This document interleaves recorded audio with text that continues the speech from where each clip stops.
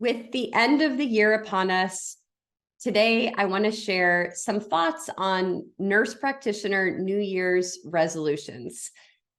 It's the age-old, time-old tradition of setting an actual goal resolution for the new year that very commonly is acted upon for the first few days of the new year and slowly forgotten about. The typical, I'm going to work out, I'm going to lose weight, I'm going to quit smoking, I'm going to take up a new hobby. Everyone has a wonderful plan, and it is statistically shown very rarely do these resolutions continue. So let's debunk that a little bit in this video and talk about how you can set a New Year's resolution and, more importantly, keep the resolution.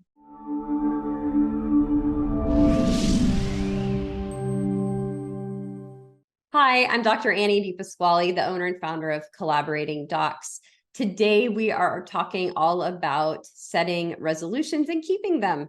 So when it comes to nurse practitioner-based resolutions, this is how I recommend thinking about setting them. So we're going to make them career-focused for the sake of this video. I want you to reflect back on the past year, the good, the bad, and the ugly. Make a chart if you have access to a whiteboard, even better, or a chalkboard, fine. And make 3 columns, good, bad, ugly. So what were the parts of your personal nurse practitioner career that you loved, you felt great, pride, you really succeeded? And then the bad, things that didn't go so well, things you didn't enjoy, and the ugly, things that really went sideways, you never want to experience again. And a lot of us out there in the medical field, we juggle 5 part-time jobs or contractor work on the side of our real job, or we moonlight, or we do PRN at the hospital. So really think of everything you do that makes you income, even if it's a small amount. Include that on this master list of good, bad, and ugly. After you're done making your list, reflect on the good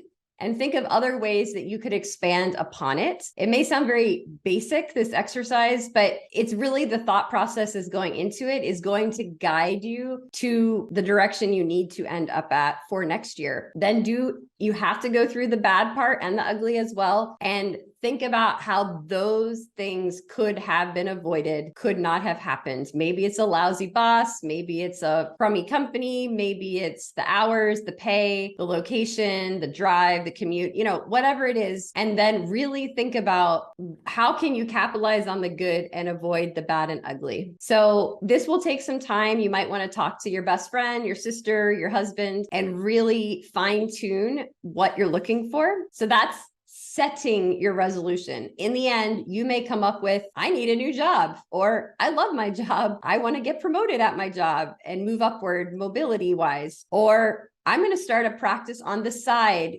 gradually and grow it into what I really want it to be. There's no right or wrong answer. Just really identify the things that sit well with you and those that don't. So that's setting the resolution. Now, how do you keep it? Keeping a resolution is all about accountability. So I highly recommend having an accountability partner. Again, this might be a girlfriend, it might be a husband, it might be an adult child, it can be anyone, your therapist, and tell them what you're setting out to do and make sure they check in with you on that. Doesn't have to be frustrating, annoying, daily emails, calls. No, I'm not saying that much. Maybe ask them to put a reminder in their calendar monthly, and once a month, they bring it up to you. How is that going with starting your practice? How is that going finding a new job? So it's not constant, annoying questioning. It's throughout the year. It'll be about at least 12 times, once a month throughout the year, and see if that accountability alone keeps you on the straight and narrow. And then at some point during the year or at the end of the year, it happened. You really took all the good and made a career out of it that hits the highlights, makes you happy, makes you proud, makes you feel fulfilled. If all of us out there can find the correct path to this happy, satisfying, fulfilling life, the world will be a much happier place. So I encourage you, take the time to do this exercise with the whiteboard or the chalkboard, and then identify an accountability partner and give it some good thought. And you will be very happy as the year unfolds and you are one of the few who actually set a resolution and made it happen. I wish you luck and Happy New Year to everyone out there.